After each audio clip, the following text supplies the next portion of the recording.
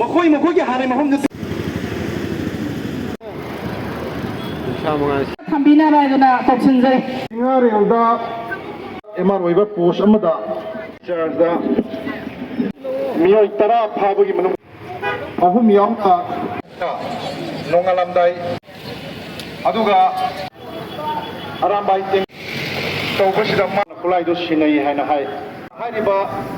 पोरैबा कैसापादा लैबा अदुगा हायदना खुलाइ सिनरोने तौबा मतम 2020 थोइबा इरांग सिगी दायित्व से कनाना मतमसिदा मुनुमितु मणिपुर की मिनिस्टर सिंह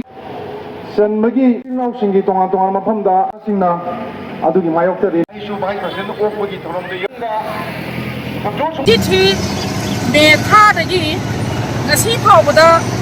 लालगी वारोइसिन लाइट्री मरमादना अहामबा लाल हौरपासे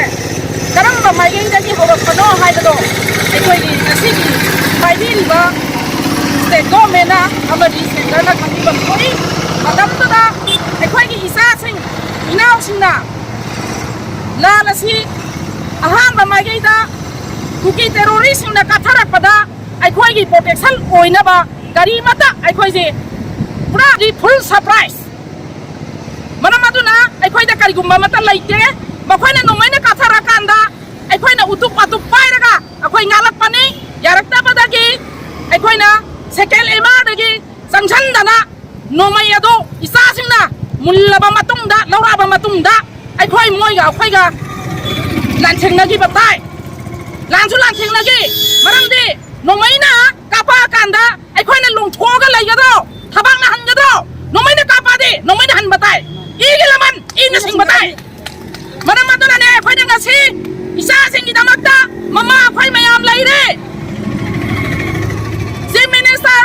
की मतम लोइगरबा मतुंगदा रिजाइन तौग्रा मतुंगदा बिरियांगी मतुंगदा बिया थामे हाइदुना डीजीपी की ऑर्डर ने अमदि सेंटर के ऑर्डर ने होम मिनिस्टर ऑर्डर ने हाइदुना खुलाई मया पुखलोइदना अरांबा जेंगोना चलगा गवर्नर पुलप सिनखाबा अदुगुंबा नोमै सिंगादो इसासिंदा कराइदगी लैरोरे मदुगी अयाम एग्रीमेंट दो गवर्नर गा यानासन पुरा कांदा मखोइ पिसोइना लाइनिंग लाइसन सत्तना संदे खुदिंगी अदुगुंबा पिस पुरंगनाबा हाइदुना लैरबा इसासिंनि अदुगा लैजाद्राबा कैसु जुम पालिबा केदोदसु पजेल ओइरिबा अखोइगी इसासिंग अमदि ना अखोइगी तमथीबा मवंगदा एना एना फाबा हाइबसे मसी अखोइ मयामना ममा अखोइ ओइरिबा अखोइना स्ट्रांगली कंडेम तवे अदुगा लोइना हौजी सोल्यूशन पोरपा ngamdaba अनौबा चीफ मिनिस्टर अखोइगी बाबुं खेमसाना हौजी करी करम कंडीशनदा लेबिरिगे लेबा असिबु सोल्यूशन पोरनबा नेगोशिएशन तौनबा अदुगुंबा यामना मतिंग लेबा सरकार अमा ओहनबियो नत्रगदे खेमसांगी मथक्तसु अखोइ मदुदगी हेनबा खोंजंग कयामो अखोइ लांजंग कयामो चंगसिलक्पा याय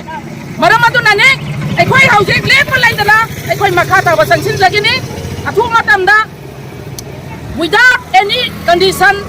members of Arambai Tengor immediately released. If not allowed, we shall be continuously agitation step by step. Strongly we condemn. Yeah.